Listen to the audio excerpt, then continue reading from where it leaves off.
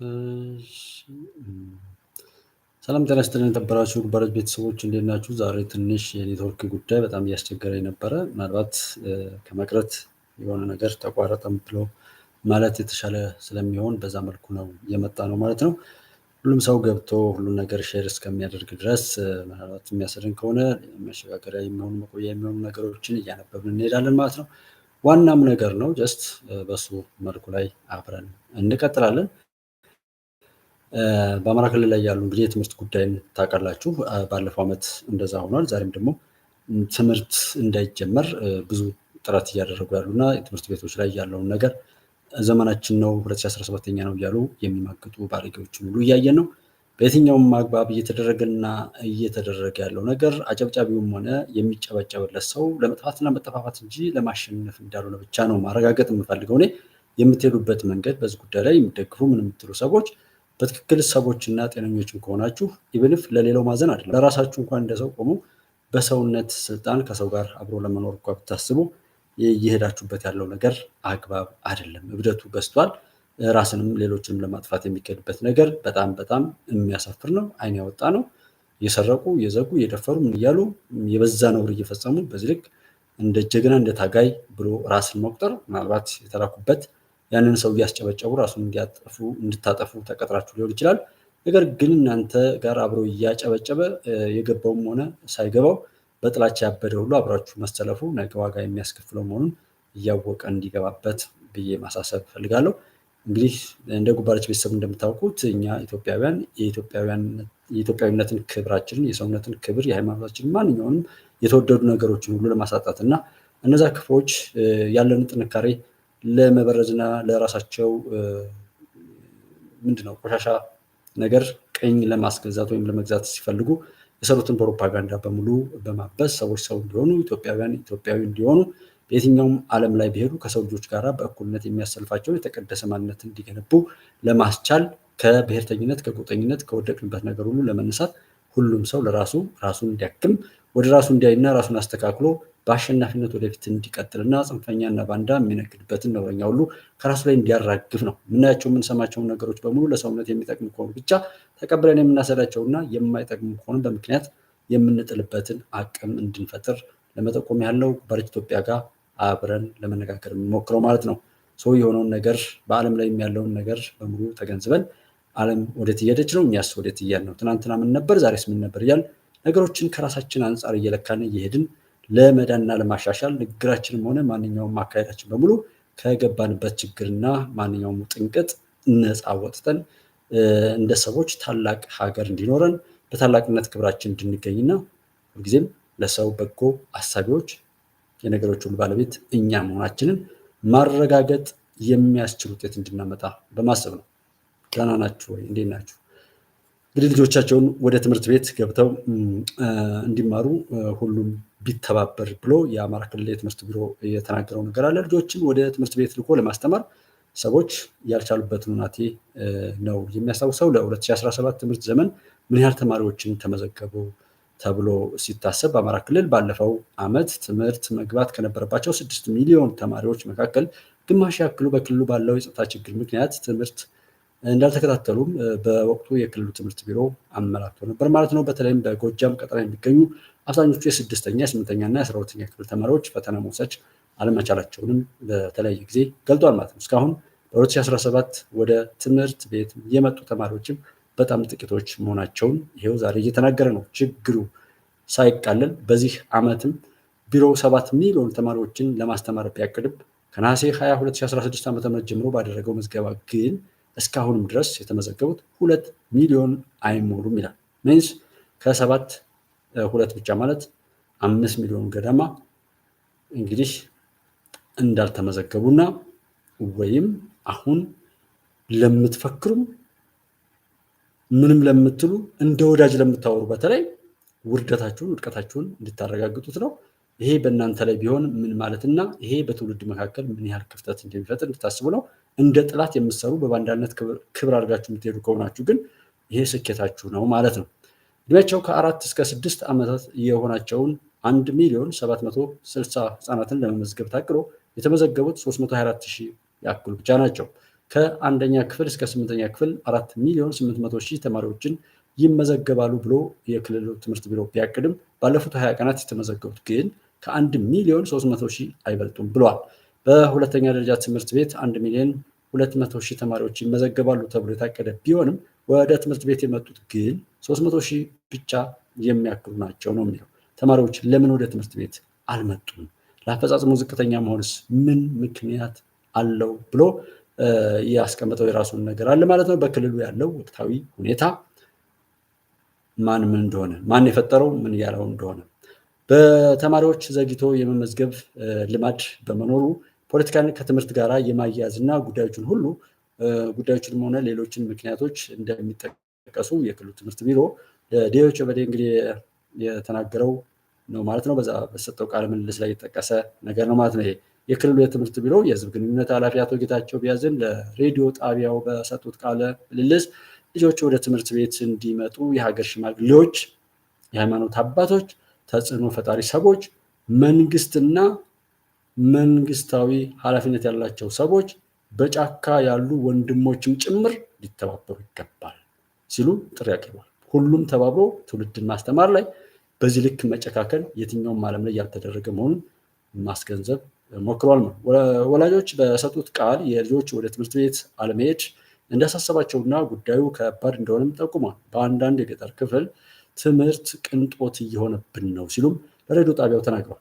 አማራ ክልል በብዙ ፈተናዎች ውስጥ እያለፈ ያለ ክልል ቢሆንም በተለይ በብሔራዊ ፈተና በየዓመቱ እጅግ ምጡቅ ልጆችን የሚወጡበትና ከፍተኛ ውጤት የሚመዘገብበትም ክልል ነበር። ለአብነትም እንኳን ባለፈው ዓመት በብሔራዊ ፈተና ሁለተኛው የሀገሪቱ ከፍተኛ ውጤት ያመጡ ተማሪዎች የተገኘው ከዛ ክልል ነበር። ያንን ህዝብ ወደኋላ በማስቀረት ከሀገሩ ላይ በባይተዋርነት ወደኋላ ቀርቶ ነገም አልተሳካልህም፣ ተበልተሃል፣ ተሸንፈሃል ብለው ለመምጣት የሚደረገውን ጥረት እንድታስቡ ለማስታወቁ በዚህ ላይ ሰው የሆነ ሁሉ ቢተባበር ጥሩ ነው ማለት እፈልጋለሁ። እየተሰማ ነው ብዬ በማሰብ ነው ሁሉንም እየቀጠልኩ ያለሁት። ሰላም እንባባልና ወደ ቀጣዮቹ ነገሮች እንሄዳለን። ሳራይ ስዩም እንዴት ነሽ? የመጀመሪያዋ ጸጋ 12 ሰላም ሰላም ነው ወይ? እንዴት አለ? ሳብሪን አብዶ ሰላም ሰላም ብያለሁ። መሐመድ ከድር እንዴት ነህ? ደህና ነህ ወይ? ሳራይ ኢየሱስ ሰላም ሰላም። ጆን ሰላም ሰላም ናችሁ ወይ? ነብዩ ዳዊት እንዴት አላችሁ? ሰላማችሁ ብዝት ይበል። ሁላችሁም አብራችሁኝ ያላችሁት ወንድሞቼ በሙሉ አብራችሁ ስላላችሁ በጣም ደስ የሚለኝ። ተባረኩልኝ። አብረን ሆነ በአብሮነት የተበታተኑን ማንነታችንን ማስመልሰን ሀገራችንን እንሰራለን።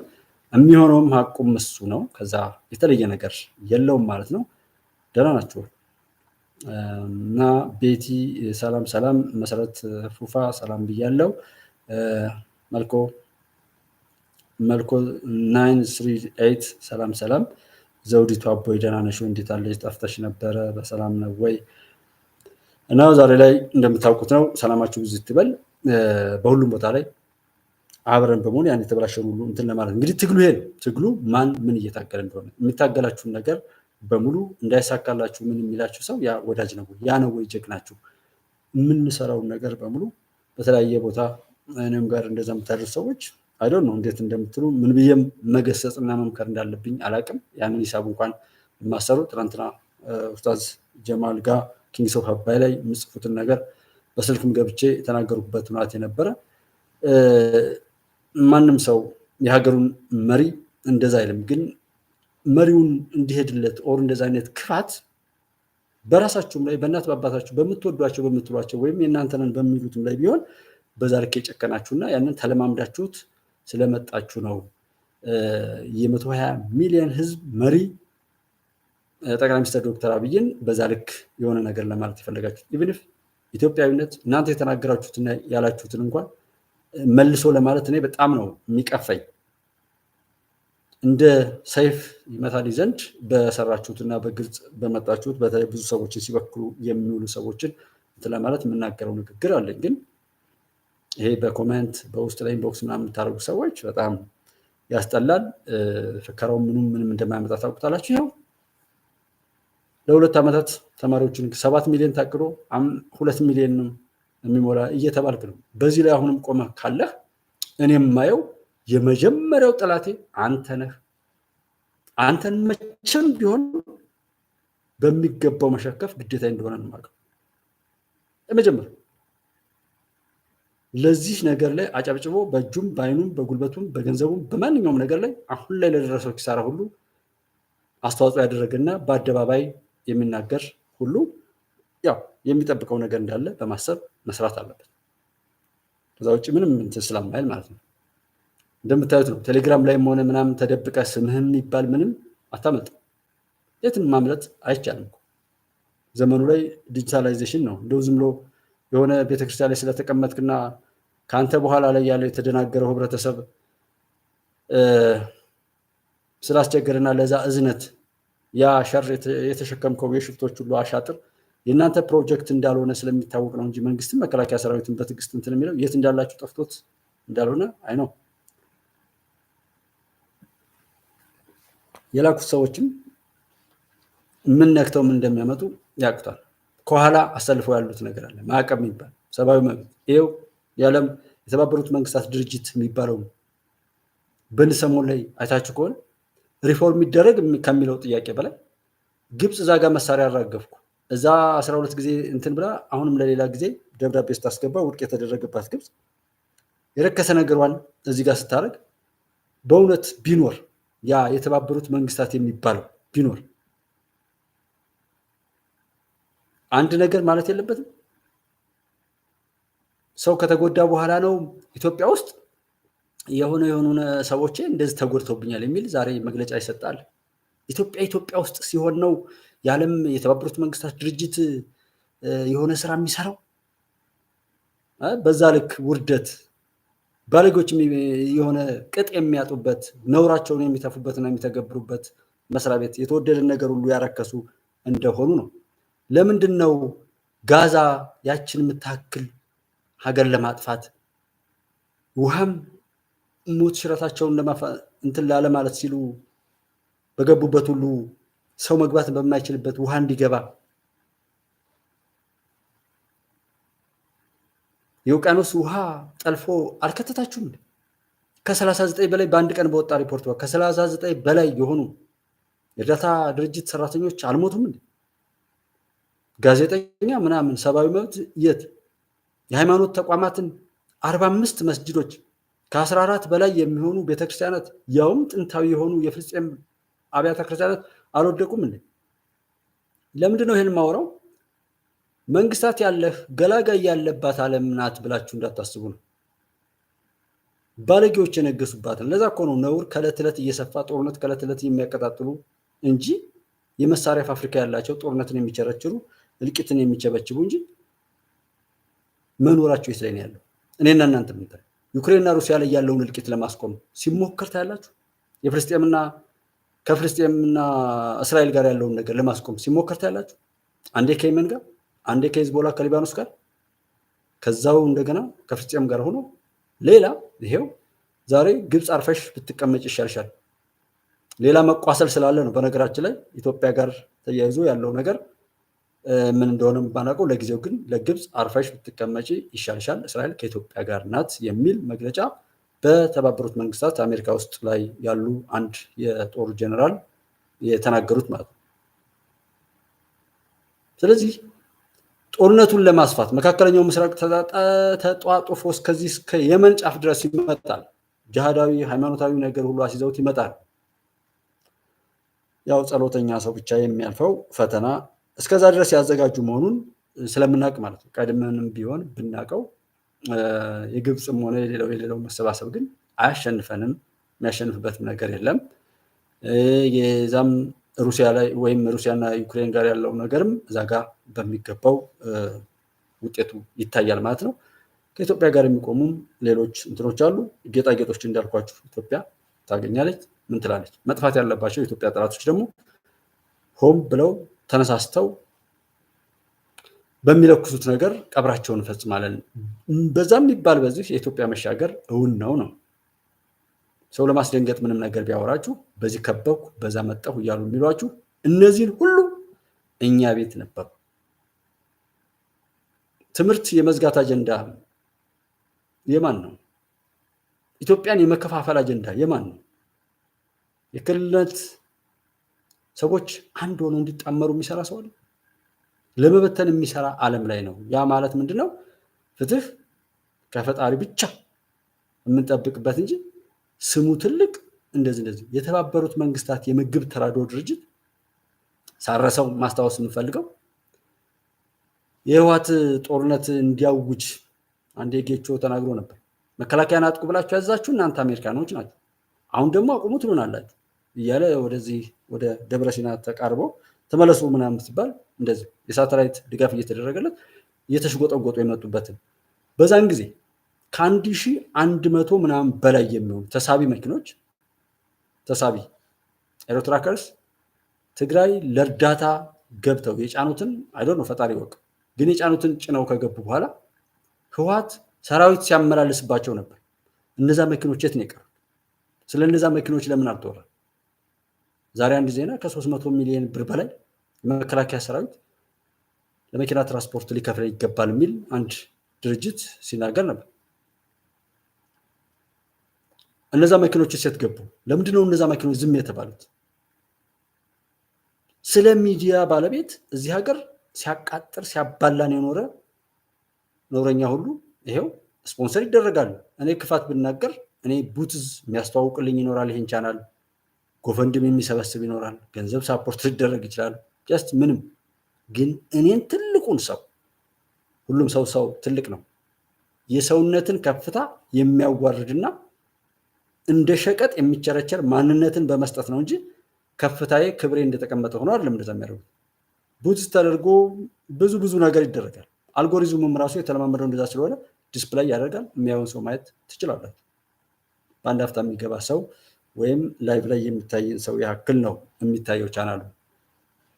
ወደ ውስጥ የሚያሳይ ነገር ስለሆነ አይገርመኝም። አውቀዋለሁ ችግሩ ለመስተካከል ነው እንትን ብለው የሚነዱና ያበዱ ሰዎች ደግሞ በዛ እብደት እስከ መጨረሻው እስክንጠፋ ድረስ እንድንቀጥል ነው የሚፈልጉትና የነሱ ተቃራኒ ስለሆነ የሚፈክሩም ምን የምታቀራሩ ምናምንም አውቀዋለሁ፣ ይገባኛል። ባህሪያችሁ ስትሰሩት የኖራችሁት ነገር ከዚህ ጋር ስለማይገጥም ነው። ግን ማሸንፈው ነው። አብረውኝ ያሉ 19 20 ሰው 70 ምናምን ከፍተኛ ሰው አሉ። በታሪክ እንድታስታውሱት ነው።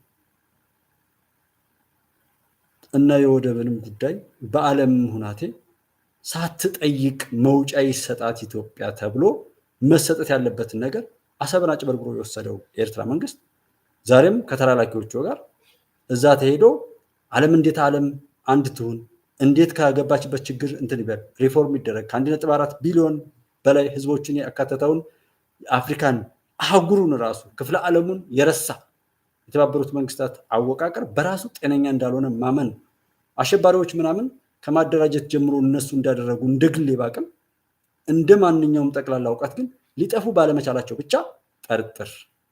ለምንድን ነው ያልጠፉት? እኛ ሀገርም እኮ ያሉ ጽንፈኞች ለምንድን ነው ያልጠፉት? አንዳንድ ስልጣናቸውን ያከራዩ ክብራቸውን ያዋረዱና ከያዙት ታላቅነት በሁሉም ነገር የሚያተርፉበትና የሚኮሩበትን ነገር ይዞ ከማስቀጠል ይልቅ በዛ ጋር ሽፍታ እያስታጠቁ የሚባልጉ ሰዎች ስላሉ አለመጥፋታቸው በራሱ ያሳስባል። እዚህኛ ሀገር ችግር አለ ኦር ምናምን፣ አዎ መንግስትን ተጠያቂ የመንግስት ችግር ነው እንላለን።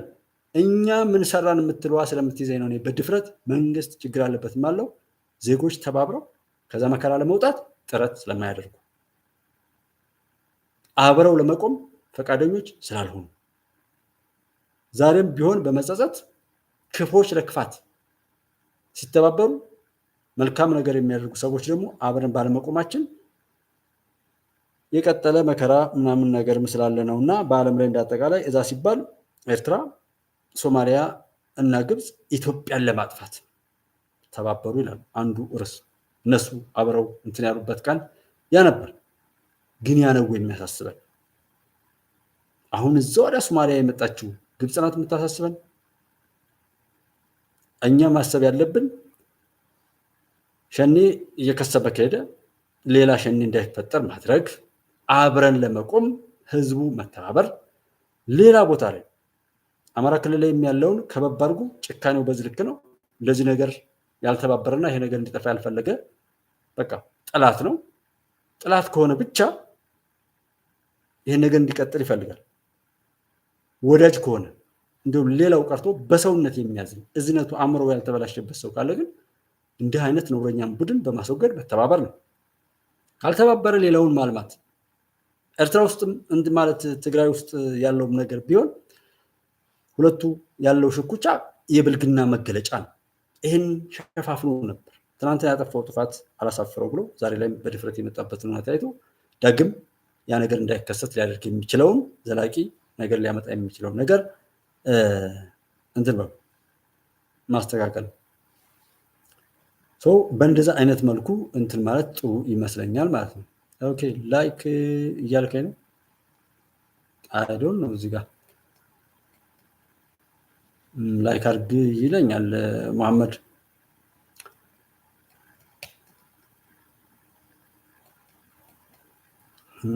እና እንደዚህ እውነቶች ስላሉ በዛ መልኩ ማስኬዱ ጥሩ ይሆናል ማለት ነው የምፈልገው። አይ ዶንት ኖ ስልኬ እንትን ሊልብኝ ይችላል ብዬ ነው ዝም ያልኩት። ላለ ማምጣት ወይም ላይክ ላለ ማድረግ ወይም እዚህ የሚያመጣው ነገር የለም። በተኑ ጋር አያመጣም። ኤኒዌይ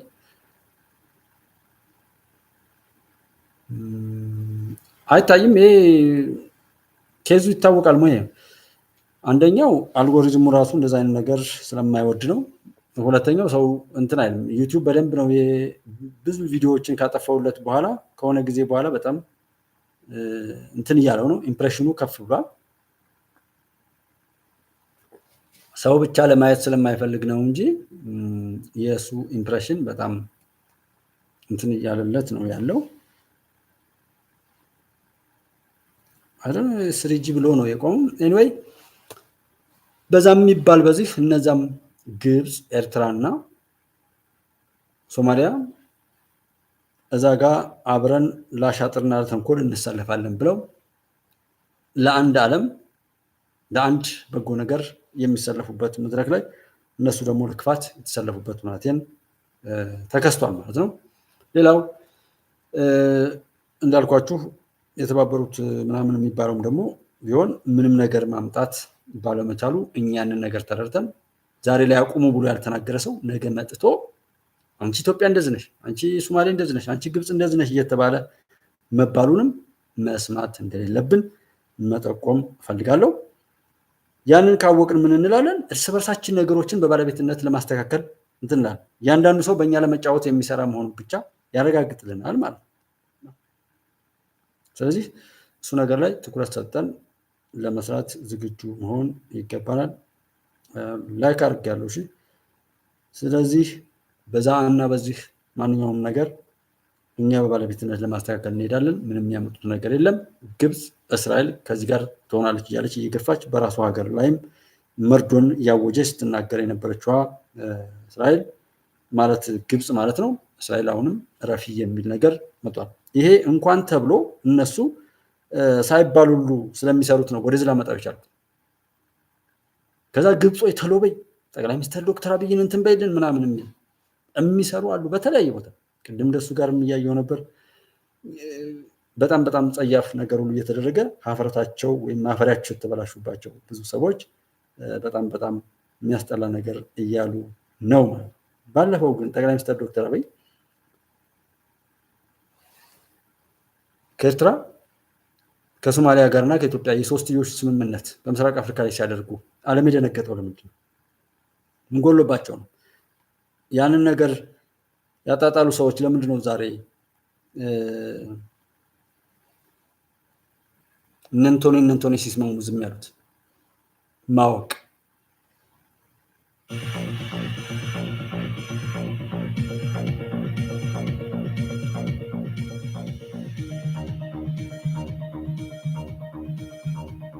ሬትዮ ሚዲያ በጳጉሜን 1 በዕለተ ሐሙስ ከተሰሙ አበይት ወሬዎች መካከል አንዱን ይዞላችሁ ቀርቧል። ከዜናው ጋር ሺወንዙ መላኩ ነኝ።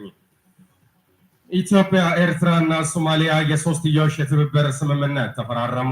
ኢትዮጵያ፣ ኤርትራና ሶማሊያ የሶስትዮሽ ቀጠናዊ ትስስራቸውን የሚያጠናክር የትብብር ስምምነት ተፈራርመዋል። የኢፌዴሪ ጠቅላይ ሚኒስትር ዶክተር አብይ አህመድ፣ የኤርትራው ፕሬዝዳንት ኢሳያስ አፈወርቂና የሶማሊያው ፕሬዝዳንት ሙሐመድ አብዱላሂ በኤርትራ አስመራ ተገናኝተው ተወያይተዋል። ሶስቱ መሪዎች በነበራቸው ቆይታ በተለያዩ ቀጠናዊ ጉዳዮች ላይ ከተወያዩ በኋላ በጋራ ለመስራት በሚያስችላቸው ጉዳዮች ላይ ከስምምነት ደርሰዋል። በዚሁ መሰረት ጠቅላይ ሚኒስትር ዶክተር አብይ አህመድ፣ ፕሬዚደንት ኢሳያስ አፈወርቂ እና ፕሬዚደንት መሐመድ አብዱላሂ የሶስቱን ሀገራት ቀጠናዊ ትስስራቸውን የሚያጠናክር የሶስትዮሽ የትብብር ስምምነት ተፈራርመዋል። ሶስቱ መሪዎች በደረሱ ስምምነት መሰረትም በኢኮኖሚ፣ በፖለቲካ፣ በባህል፣ በማህበራዊና በደህንነት ጉዳዮች ላይ በትብብር የሚሰሩ ይሆናሉ። መሪዎቹ አክለውም በኤርትራና በጅቡቲ መካከል ያለውን የድንበር አለመግባባት በውይይት ለመፍታት በሚቻልባቸው ጉዳዮች ላይ በመወያየት ከስምምነት መድረሳቸው ተነግሯል። የዘገባው ምንጭ ቢቢሲ ነው። ኤርትራና ጅቡቲም ኬዝ ነበረባቸው ማለት ነው። ይሄ ከኦልሞስት 2018 ላይ ማለት ዛሬ እዛ ጋር 3 ዓመት ቢኖር ከዚህ 6 ዓመት በፊት ማለት ነው። ይህንና እዛን ወቅት ላይ የነበረውን ነገር ማንም ሰው ምንም ነገር ስላላለ ነው። ውድ የሸገር ቤተሰቦች ይህ ትክክለኛው የሸገር ኤፍኤም 102.1 የዩቲዩብ ቻናል ነው። ማራኪ ፕሮግራሞቻችንን መከታተል ትችሉ ዘንድ ቻናላችንን ሰብስክራይብ እንድታደርጉ እንጋብዛለን። እናመሰግናለን። የአፍሪካ ቀንድ ሶስቱ ሀገሮች ኢትዮጵያ፣ ኤርትራና ሶማሊያ በቀጠናው የኢኮኖሚ ውህደትና ትብብር ለመፍጠር ላይታች እያሉ ነው። አንዴ በአስመራ አንድ ጊዜ ደግሞ በባህር ዳር የሶስቱ ሀገራት መሪዎች ተገናኝተው ስምምነቶችን መፈራረማቸውና ውይይት ማድረጋቸው ይታወሳል። ስምምነቶቹና ውይይቶቹም የኢኮኖሚ ውህደት፣ የጸጥታና የባህል ጉዳዮች ላይ አብረን በጋራ እንስራ የሚሉ እንደሆኑ በደፈናው ተነግሯል። ይህ የሶስቱ ሀገራት ሀሳብና ህልም አፍሪካ ቀንድ ባለችበት የጂኦፖለቲካል መገኛነቷ የዓለም ሀያላን ሀገራት ትኩረት የሆነችውን ጅቡቲን አለማካተቱ ግን እረ እንዴት ተደርጎ ያለሷማ የሚሉ ጥያቄዎች አሉ። ኢትዮጵያስ ብትሆን ከ90% በላይ የውጭና የገቢ ንግዷን በጅቡቲ በኩል እያደረገች ሳለ እሷን ካገለለው የኢኮኖሚ ውህደትና ትብብር እንዴት ይሆንላታል የሚሉም አሉ። ሸገር በጉዳዩ ላይ አስተያየታቸውን እንዲሰጡት የምጣኔ ሀብት ባለሙያውንና ፖለቲካውን ቀረብ ብለው የሚከታተሉትን አቶ ሙሼ ሰሙን ጠይቋቸዋል። ዓለም በአሁኑ ጊዜ የኢኮኖሚ ውህደትና ትብብርን ባህል እያደረገው መሆኑን አቶ ሙሼ ሰሙ ይናገራሉ። አንዱ ሀገር ማምረት የማይችለውን ከሌላው እንዲገዛ፣ ማምረት የሚችለውን ደግሞ እንዲሸጥ የኢኮኖሚ ውህደት መፈጠር አስፈላጊነቱ ከፍተኛ መሆኑን ያሰሙበታል። በዚህ አኳያም ኢትዮጵያ፣ ኤርትራና ሶማሊያ ለመፍጠር ያሰቡት የኢኮኖሚ ውህደትና ትብብር ጠቀሜታው እጅግ ከፍተኛ ነው፣ እንደውም ዘገየ እንጂ ይላሉ። በምስራቅ አፍሪካ ሀገሮች ላይ የምታየው አንድ ልምድ ከተሞች ላይ ኢኮኖሚክ ሪሶርስ በጣም ኮንሰንትሬት የሚያደርገው፣ በዚህ ምክንያት ድንበር ላይ ያሉ የአገር ህዝቦች ተጎጂዎች ናቸው። ያንንም በማጠናከርና ዜጎችን የኢኮኖሚክ አቅም በመገንባት ትልቅ ሚና ይኖረዋል።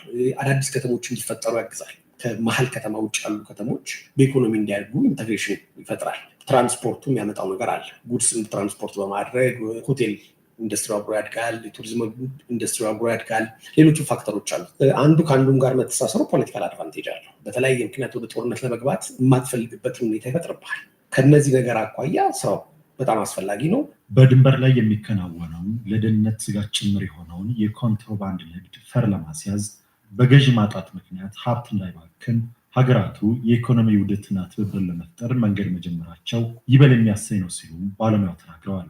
ግን ይላሉ አቶ ሙሼ እንኳን የዓለም ሀያላን ሀገራት ትኩረት እየሳበች ያለችውን ጅቡቲን ቀርቶ ሌላ ሀገርንም ቢሆን ያለማካተት ጉዳት አለው ብለዋል። ጥሪ ተደርጎ ጅቡቲ ፈቃደኛ አይደለችም፣ ወይንም ደግሞ ጅቡቲ ማካተት ፍላጎት አልነበረም፣ ወይንም ደግሞ ከመሀል ካሉ ሀገሮች ውስጥ አንዱ ጅቡቲ ወደዚህ ኢንቴግሬሽን እንዳትመጣ ግፊት አሳድሮ ነው። ይሄ ሚስጥር ስለሆነ ምክንያቱም መረዳት አይቻልም። ነገር ግን ማንኛውንም ሀገር ማግለል ጠቃሚ አይደለም። በተለይ እንደ ኢትዮጵያ ያለች ሀገር ምስራቅ አፍሪካ ላይ ልትጫወተው የምትችለው ሚና በጣም ትልቅ ነው። ያንን ትልቅ ሚናዋን ለመጫወት የምትችለው ሁሉም ሀገሮች እንዲካተቱ ኦንቦርድ እንዲመጡ በማድረግ ነው። ጅቡቲም የራሷ ሲግኒፊካንት የሆነ ኮምፓራቲቭ አድቫንቴጅም ኮምፒቲቲቭ አድቫንቴጅ አላት እና ጅቡቲን ማካተት ለብዙ ነገር ይጠቅማል። መካተትም ነበረባት። ጅቡቲያኖች ከዚህ ኢኮኖሚ ተጠቃሚ ባልሆኑበት ሁኔታ ሌሎቹ ብቻ ተጠቃሚ የሚሆኑበት ሁኔታ የሚያመጣው ምስቅልቅላል ስደትን ያመጣል። ይህንን ኢንቴግሬሽን ለማፍረስ አንዳንድ ፖለቲካ ስራዎች ሊሰሩ ይችላሉ። ጅቡቲ በጣም ኪ ፋክተር ነች ከጂኦፖለቲካል አቀማመጧም። አሁን በተለይ ደግሞ የቻይናን፣ የአሜሪካንን፣ የመካከለኛው ምስራቅ ሀገራትን ወደ ጅቡቲ መጥቶ መሬት የመያዝ ግብግብን ስታይ ወደ መካከለኛው አፍሪካ ለመግባት ወደ ደቡብ አፍሪካ ለመግባት ያለውን ጥረታቸውን ያሳያል። የፖፑሌሽን ቁጥሯ ብቻ ሳይሆን አቀማመጧ የሚሰጣት ኢምፖርታንስ ስላለ የዚህ አካል መሆኗ ለምስራቅ አፍሪካ ስምምነት ጠቃሚ ኢኮኖሚክ ስምምነት ባይ ነው። ኢትዮጵያ ከ90% በላይ የገቢና ወጪ ንግዷን በጅቡቲ በኩል ስታደርግ ቆይታለች። አዎ ይሄ ምንድነው ለማስታወስ የሞከርኩት የዛን ጊዜ ሶስትዮሽ ስምምነት እና በባህር ዳር ሽርሽር ሲያደርጉ አብረው ሲሆኑ ያኔ በጣም ብዙ ሰው ሲናደድ ነበር። የዛሬውን ያክል አልተወራም። ያ ለምን ከሸፈ? ለምንድነው በበጎ ተስማምቶ የነበሩት ኤርትራ፣ ሶማሊያና ኢትዮጵያ ማን ነው ያንን ነገር ያከሸፈባቸው? ከደቡብ ሱዳንና ሱዳንን ሄዶ ያስታረቀበት ጠቅላይ ሚኒስትር ዶክተር አብይ በፍጹም ዓለም ላይ ያሉ ባለጊዜዎች ይሰሩት የነበሩትን ነገር በሙሉ በፍጹም በሚቃረን መልኩ ነው የተንቀሳቀሰው። የተጣላን ሰው ማስታረቅ፣ ራሱ የፈረመውን የአልጀርስ ስምምነት ሳይቀር እኔ አልፈረምኩም አልቀበልም ብሎ የሚክደውን ህወሓትና ላኪዎቹን ሁሉ ሄዶ በአንድ ቀን ሰውን በእንባ የተራጨ ውሳኔ የወሰነበት እነሱ የሰሩትን ይሁን በቃ ውሳኔው የተደረገው ሁሉም ነገር ያ ነው። በቃ ያን ነገር ተቀብያለሁ ማለት ብቻ ተፈጻሚ ይሆን ዘንድ ፈቃደኛ ነኝ ማለት ብቻ ነው የተባለው እና ከዛ በኋላ ምናልባት የኖቤል ሽልማቱንም እንደዚህ ኖርማሊቲ የተደረገው ነገር ከዛ በላይ ቢሆንም ጀስት እነሱ ያን በመሸለም በማታለልም የራሳቸው ተላላኪ ለማድረግ አስበው ሊሆን ይችላል። ቢኮዝ ከዛ በኋላ ያን የኖቤል ሽልማት ለማስቀማት የዘመቱና ፊት ለፊት ላይ በቀቀን ሆኖ አፋቸውን የከፈቱ ኢትዮጵያዊ የሚል ስም ይዘው ለኢትዮጵያ ኪሳራ የሚሰሩ ሰዎች ካደረጉት አንጻር ምናልባት ያ ኃይል ልኳቸው በእነሱ ቢጀመር እኔ ፈጽመዋለሁ የሚል ነገር ካላደረገ በስተቀር በጤና ወይም በሚገባው ነገር አምኖበት ከሰጠ ሽልማቱ ጋር ስለምንም ጥያቄ ነገር የለም። ያ እስከዛ ድረስ በተሰራው ስራ የተሰጠ እንጂ ከዛ በኋላ በሚከሰት ነገር ለቀጣይ ሽልማት ካለ አለ ከሌለም የለም፣ መጠየቅ ካለም መጠየቅ እንጂ ያ የተበላ ነገር ነው። ነገር ግን የኛ ባለጌዎች በጣም ነው የተዋረነው። እኔ እንደ ሀገር ኢትዮጵያም ኤርትራም እንደዚህ የአንድ ማህበረሰብ አይነት የሆነ እሳቤ የሚዋረስ ነው። አንዱ ለአንዱ ላይ ለጥፋትና መጠፋፋት አብሮ ይተባበራል፣ አብሮ እንትን ይላል። ለማንም መሳቂያና መሳለቂያ ከመሆን ባለፈ ውጤት አላመጣም እንጂ ሽልማት ለማስቀማትም ዘመቻ የከፈተ ሰው ነበር። ሰው ያን ሽልማት መጣ። ህዝብ ጥቂት ግለሰቦች በራሳቸው መካከል ላይ በተፈጠረ ቅራኔ መሰረት ህዝብን አጉረው ሲያሰቃዩት እንደነበረ አይተናል። ዛሬም እሱን ማየት ነው። ዛሬም አማራ ክልልም ትግራይ ክልልም ኤርትራ ላይም እነዚህ ሶስቱ አካባቢዎች በተለይ መሪዎች ህዝብን አግተው የሚጫወቱበትን ሁናቴ መታዘብ ትችላላችሁ። ዛሬም ሶማሊያ ላይ ያለው ሰውዬ ሶማሊያዎችን ውሳኔ አይደለም። እነሱማ በአደባባይ እኮ ያለ ፍርሃት በድፍረት የኢትዮጵያን ባንዲራ ይዘው የኢትዮጵያ መከላከያ ሰራዊት ከኛ ጋር አይወጣም፣ ድጋፋችን ለሱ ነው እያሉ ህዝብ የሚደመጥ ቢሆን ትግራይ ላይ ያለፈው ይበቃል፣ 4 ልጅ 5 ልጅ 6 ልጅ እንትን ብለናል፣ አስቀያሚ ነገር ነው፣ ከዛ መውጣት አለብን ተብሎ ሲከፋፈል አንዱ ስብሰባ ያብራል። ባለፈው የጌታቸው ረዳን ስብሰባ አፍርሶ ደብረጽዮን እንትን አለ። ዛሬ ደግሞ የሱ ስብሰባ ፈረሰበት። እንደዚህ ያሳፍራል። የሚያስደስት ነገር አለ። በዚህ ሁሉም ነው ማፈር ያለበት። እንደዛ መሆን የለበትም። ምን ያህል ባለጌዎች አሁንም የብልግና ነገራቸውን ለማስፈጸም እየሄዱ እንዳለ ነው የሚታይ። በዛ መካከል ላይ ገብቶ የሚወናወን የሚራገጥ ሰው ካለም ሰውን የሚያሳፍር እንጂ ሌላ ውጤት እንደሌለው የህዝብን የበላይነት ሳይሆን ለህዝብ ብሎ የሰራ የለም። አይዶን ነቢያቶች ካልሆኑ በስተቀር ያረሱ ነቢዩ መሐመድ ካልሆኑ በቀር ኢየሱስ ክርስቶስ ካልሆነ በቀር ለህዝብ ብሎ እየመጣ የለም። እዚህ ምድር ላይ ምረጡኝ የሚለው ሁሉ ለማገልገል አይደለም። ለማገልገል ከሆነ ምርጫ ይቆማል። ሰው ምረጡኝ አይል እና እንደዛ አይነቱ ነገሩ ላይ ያየንበት ነው። ምንድነው መማር ያለብን? ህዝብ ነፃ ይውጣ። በህዝብ ስም የሚነግዱ ሸቃላዮች ደግሞ ከህዝብ ጫንቃ ላይ ይውረዱ። ፍትህ ይስፈን። በስሜት የምንሄደው የምንናገረው ነገር በየትኛውም አግባብ ላይ ዛሬ ላይ ችግር አለ ብሎ የሚያወራም ሰው ቢሆን አዎ አለ፣ ነገር ግን ችግሩን ለመፍታት የሚያስችል አካሄድ አይደለም ያለው። ያ ችግር ፈጣሪ መልሶ ለሌላ ችግር የሚጠቀምበትን እድል እንዲያገኝ ተደርጎ ያለ ነው። ስሜት የሚያጠቃው ጥላቻ የተሞላበት ጉልበትንና የሆነ ጥፋትን እንደ አማራጭ አድርጎ የሚካሄድ አይነት ነው። እስከዛሬ ድረስ መጣንበት እኮ እያልን ያለ ነው። ለውጥ አምጣ ግባ ሳትቀርብ እንዴት ትሆናለህ? አንተ አለማም ያልከውን አሁን እንደው ኑ ግቡ እስኪ ብሎ ህዝብ ራሱ እንደው ታቦት ይዞ ጽላት ይዞ እንደው ሽማግሌ ይዞ ቢማለዳችሁና ግቡ እዚህ አዲስ አበባ ብትባሉ ልታፈርሱት ነው? በምልጃ ብትገቡ ማለት ነው። መቼም በምንም እንደማትገቡ ታውቁታላችሁ። ግን ግቡ ተብላችሁ ብትገቡ ልታፈርሱት ነው ወይ? የተሰራውን ልማት ልታፈርሱት ነው? ልሰርቁት ብለ አይሰረቅም። እና ሽንት ቤት ትጸዳዱበት ነው? የቆሻሻ ማጠራቀሚያ ያታረጉት ነው? ምን ልታረጉት ማለት? ዛሬ ላይ የምትናገሩት ነገር ነገ ተከትሏቸው ይመጣል። ጠላትም እኮ ይችን ይፈልጋል። ዛሬ ምን እንደምታወሩ ነገ ለሱም አትታዘዙት ከሆነ እኮ ዛሬ የምትናገሯትን በሙሉ ይዟል፣ ሪከርድ ይዟል። ዛሬ ያሰቃየውን ሰው ብቻ መቀስቀስ ነው። እንዲህ ያደረገ እሱ ነው፣ እንዲህ ያደረገ እሱ ነው እያለ ይመጣል። እሱን እያስታጠቀ ይልክብሃል ነው። ዛሬም የምናደርገው ነገር ጠላት የበለጠ እያሸነፈ የሚሄድበትን እድል የሚፈጥርና ግብጽ በዛ መጣች ስጋት ሆኖ ያለበትን ታሪክን ሁሉ ረስተህ አሰብን እናገኛለን ነው። እኛ ደግሞ አሰብን እናገኛለን፣ የኢትዮጵያ የሆነ ነገር ሁሉ እናገኛለን፣ ሀቃችንን እናገኛለን። የሰውም አንፈልግ። ሀቃችንን ደግሞ የሀቁ ባለቤት ሰጠናል። ፍርደ ገምድል የሆነችው ዓለም ወይ ትስተካከላለች ወይ ትጠፋለች። የጦር መሳሪያ ብቻ ያለባት ምድር እቺ እርዝ ምናምን የምትባለው ፕላኔት በቃ ባትፈጠር ሁሉ ይሻላታል። ሁሉም ሰው የራሱን አስተዋጽኦ ለመስራት መነሳት እንጂ ሁሉም ነገር በማክረር ወይ በማላላት ነው ነገሮችን የሚያስፈጽሙበት። የትኛውንም ነገር የሚጠቅሱት ለጥፋት ነው። እነዛ ግብረ ሰዶማውያን የእናንተን የኢትዮጵያውያንን ሃይማኖት እንመሰክራለን ሲሏችሁ አትደነግጡም እንዴ? እነሱን የት ላይ ያፈሩት ሃይማኖት ነው? የት ላይ የሰሩበት ሃይማኖት ነው? የት ላይ የተጠቃቀሙበት ሃይማኖት ነው? ኦብዘርቭ ሲምፕል ከገዳዮች አስታራቂነት ምናምን ስለማናይ ነው። ዛሬም መሳሪያ የሚያስታጥቅ ዛሬም እዛ ጋር መጥቶ ኢትዮጵያ በፍጹም ቀይ ባህር ላይ እንዳትደርስ እኛ ግብፅ፣ ኤርትራና ሶማሊያ እስከ ሞት ድረስ ዋጋ እንከፍላለን ያሉ እነዛ ጥቂት ባለጌ ሰዎች ናቸው። የግብፅ ህዝብም ቢሆን ሲሞላ የኖረውን ጥላቻ ካልሆነ በስተቀር ዛሬ እየነገረን ኢትዮጵያ እንደጠላ ብናቅም ሶማሊያም ኤርትራም ግን ህዝቡ ቢጠየቅ የኢትዮጵያ ጠላት ሆኖ መነሳት የሚፈልግ አይደለም። እነዚህ ባለጌዎች ግን በህዝቡ ስም ዘመናቸውን አከራይተው ለጥፋት የተሰለፉበት ሁኔታ ነው ያለው እና በተለያየ ጊዜ አንድ ወቅት ላይ እንደዝም ብላ ነበር። ሶማሊያ በህዳሴው ግድብ ላይ የኢትዮጵያን አቋም እንደምትደግፍ አስታውቃለች። ሶማሊያ ኢትዮጵያ በታላቁ የአባይ ግድብ ላይ የኢትዮጵያን አቋም እንደምትደግፍ በኢትዮጵያ የሶማሊያ አምባሳደር አብዱል ሐኪም አብዱላሂ ኦመር ተናግረዋል። አምባሳደሩ የአባይ ግድብ ለኢትዮጵያ ብቻ ሳይሆን ለመላው አፍሪካ ተስፋን እየሰነቀ ነው ብለዋል። ከዚህ ባለፈም ግድቡ ለቀጠናው ህዝቦች ኢኮኖሚያዊና ማህበራዊ ትስስር ምክንያት ሊሆኑ መቃረቡንም አንስተዋል። በመጪው ሐምሌ ወር የሚካሄደው የግድቡ ውሃ ሙሌት ጊዜውን የጠበቀና ተቀባይነት እንዳለው ያነሱት አምባሳደሩ ሙሌቱ በታችኛው የተፋሰሱ ሀገራት ላይ ምንም አይነት ተጽዕኖ እንደማይኖረው አስረድተዋል። ሶማሊያን የኢትዮጵያን የተፈጥሮ ሀብት የመጠቀም መብት እንደምታከብርም ገልጸዋል። ከዚህ አንጻርም ሀገራቸው የኢትዮጵያና የቀጠናውን ብሎም የአፍሪካን ጥቅም በተጻረረ መልኩ የአረብ ሊግና ግብጽ ከህዳሴው ግድብ ጋር በተያያዘ ያሳለፉትን ውሳኔ ውድቅ ማድረጓን አውስቷል። ሶማሊያ ከህዳሴው ግድብ ጋር ተያይዞ የኢትዮጵያን አቋም መደገፏም ለአፍሪካ ችግሮች አፍሪካዊ መፍትሄ የሚለውን አካሄድ የሚያረጋግጥ መሆኑን ጠቅሷል።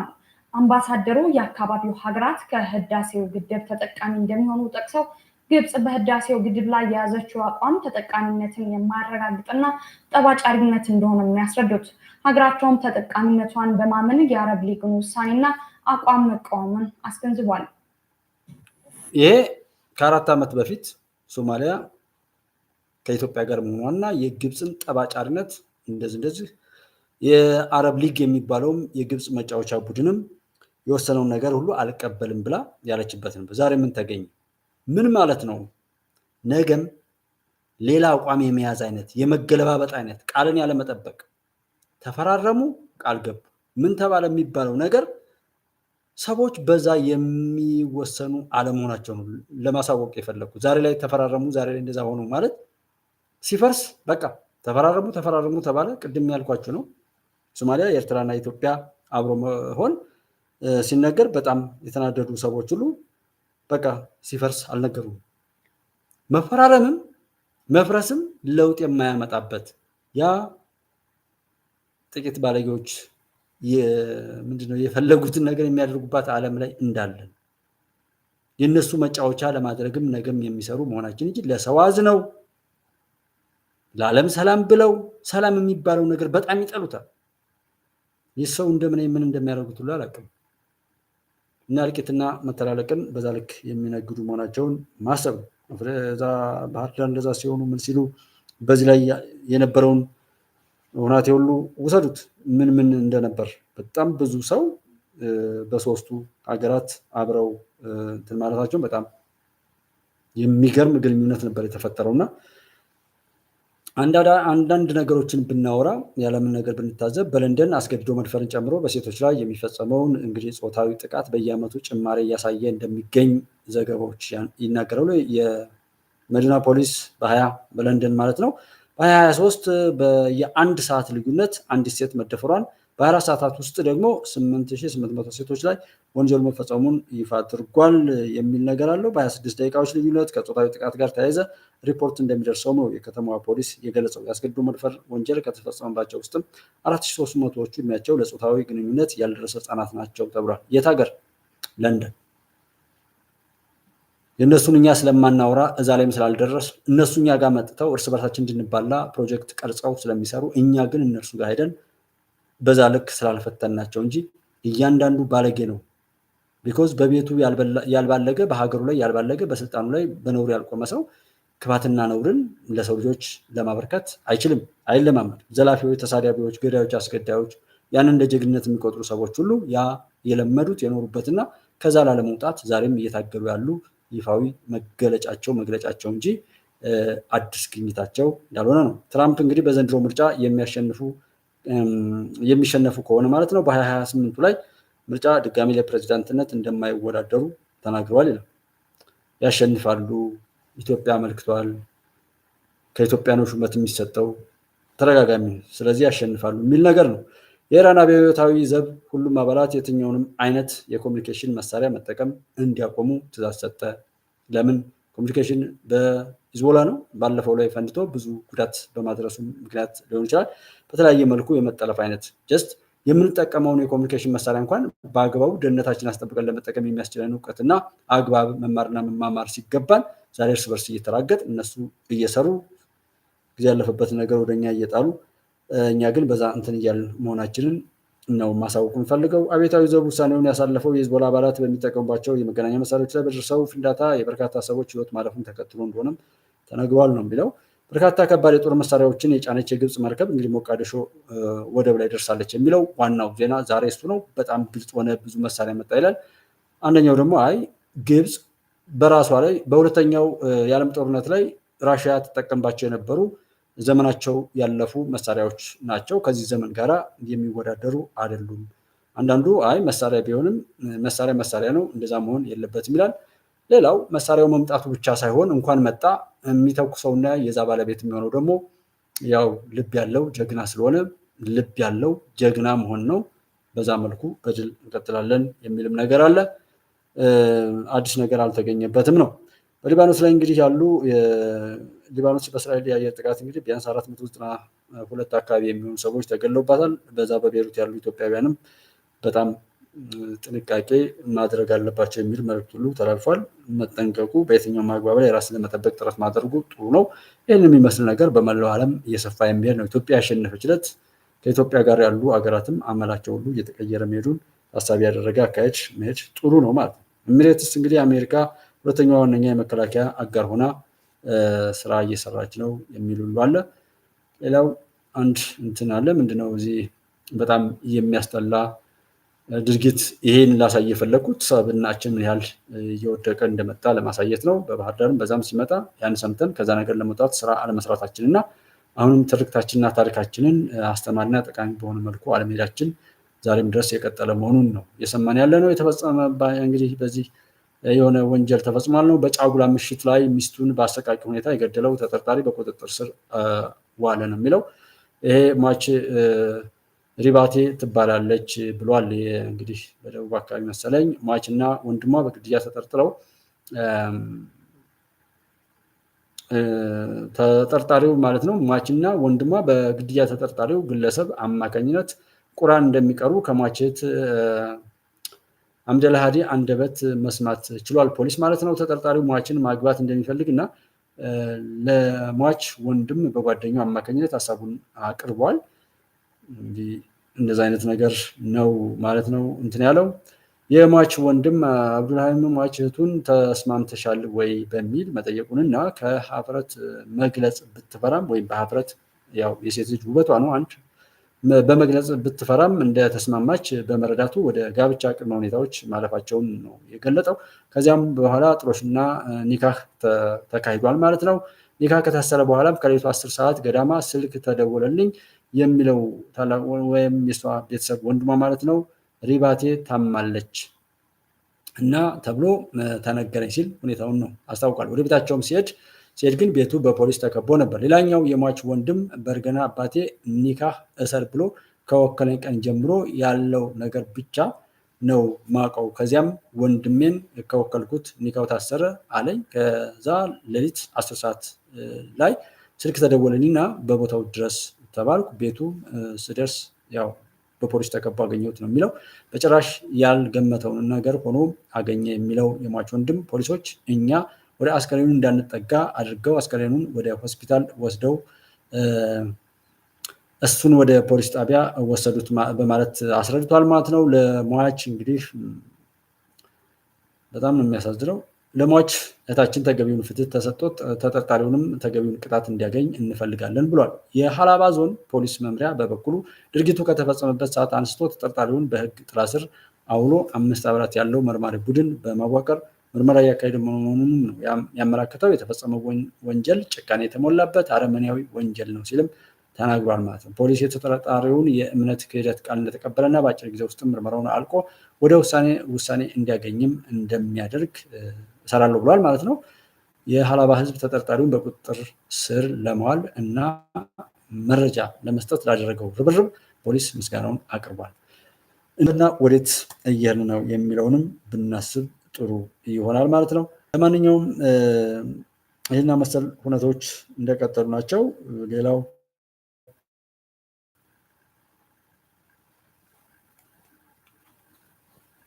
በዛም የሚባል በዚህ እንግዲህ የትኛውም ቦታ ላይ እየተደረገ ያለው ነገር የኢትዮጵያን ትንሣኤ ወደኋላ መመለስ የማይችል መሆኑን ነው ማወቅ ያለብን። ታሪካዊ ጠላቶቻችን በየትኛውም አግባብ ቢመጡ ምንም ነገር ቢያደርጉ እኛ ለዛ ነገር ምላሹን ማዘጋጀት እንጂ መበርገግ መደናገር አይደለም። ዛሬም ለዚህ ክፍተት የዳረገንን ነገር ሞልቶ ለመሄድ ጥረት ብናደርግ በሚል ዛሬም ፕሮግራም በዚህ እንዘጋለን።